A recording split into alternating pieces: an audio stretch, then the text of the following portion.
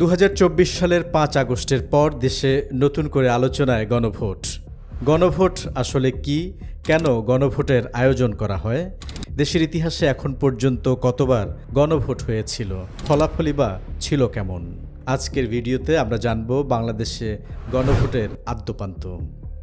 গণভোট এমন একটি প্রক্রিয়া যেখানে জনগণ সরাসরি ভোট দেওয়ার মাধ্যমে কোনো নির্দিষ্ট বিষয়ে তাদের মূল্যবান মতামত দেয়।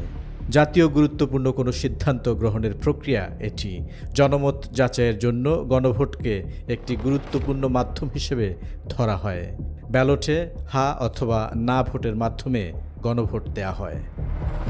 বাংলাদেশের ইতিহাসে এখন পর্যন্ত বিভিন্ন রাজনৈতিক অবস্থার প্রেক্ষাপটে মোট 3 বার গণভোট অনুষ্ঠিত হয়েছে। এর মধ্যে 2টি প্রশাসনিক গণভোট, আরেকটি সাংবিধানিক গণভোট। প্রথমটি হয়েছিল রাষ্ট্রপতি জিয়াউর রহমানের আমলে 1977 সালে, দ্বিতীয়টি হয়েছিল রাষ্ট্রপতি হোসেন মোহাম্মদ এরশাদের শাসনামলে 1985 সালে। 1991 সালের 15 সেপ্টেম্বর অনুষ্ঠিত হয়েছিল সবশেষ অর্থাৎ তৃতীয় গণভোট। এবার জানব কী কারণে হয়েছিল গণভোট। জিয়াউর রহমানের শাসনামলে দেশে প্রথম গণভোটের উদ্দেশ্য ছিল সেনাপ্রধান থেকে রাষ্ট্রপতির দায়িত্ব নেওয়া, জিয়াউর রহমানের শাসন কাজের বৈধতা দেওয়া। রাষ্ট্রপতি মেজর জেনারেল জিয়াউর রহমান এবং তার নীতি ও কর্মসূচির প্রতি আস্থা আছে কিনা সে বিষয়ে দেশের জনগণের মতামত জানতে ওই গণভোটের আয়োজন করা হয়েছিল। সরকারি ঘোষণা অনুযায়ী প্রথম গণভোটে 88.1% মানুষ ভোট দিয়েছিলেন। এর মধ্যে হ্যাঁ ভোট পড়েছিল 98.9%, অন্যদিকে না ভোট ছিল 1.1%। 1985 সালের 21 মার্চ দেশে দ্বিতীয় গণভোট অনুষ্ঠিত হয়েছিল। রাষ্ট্রপতি ও প্রধান সামরিক আইন প্রশাসক লেফটেন্যান্ট জেনারেল হোসেন মোহাম্মদ এরশাদের নীতি ও কর্মসূচি এবং স্থগিত সংবিধান অনুযায়ী নির্বাচন না হওয়া পর্যন্ত রাষ্ট্রপতি হিসেবে তার দায়িত্ব পালনের ওপর জনগণের আস্থা আছে কিনা তা যাচাইয়ের জন্য ওই গণভোটের আয়োজন হয়েছিল।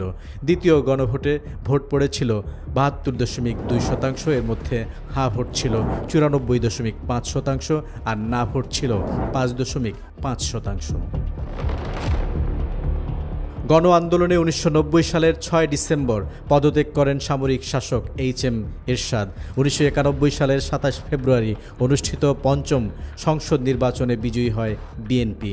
16 বছরের রাষ্ট্রপতি শাসিত সরকার ব্যবস্থা থেকে প্রধানমন্ত্রী শাসিত সংসদীয় পদ্ধতির সরকার প্রতিষ্ঠার জন্য 1991 সালের 6 আগস্ট মধ্যরাতে সর্বসম্মতিক্রমে সংসদে বিল পাস হয়।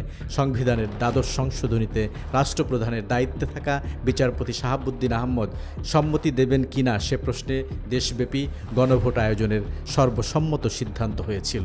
দেশের ইতিহাসে অনুষ্ঠিত সেই তৃতীয় গণভোটে ভোট পড়ে 35.2%।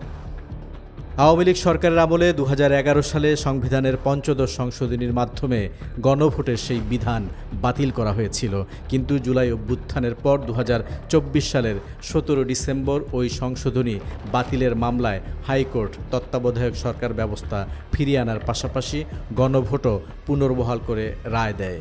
সেই রায় কেউ চ্যালেঞ্জ না করায় গণভোট আয়োজনে এখন কোনো বাধা নেই।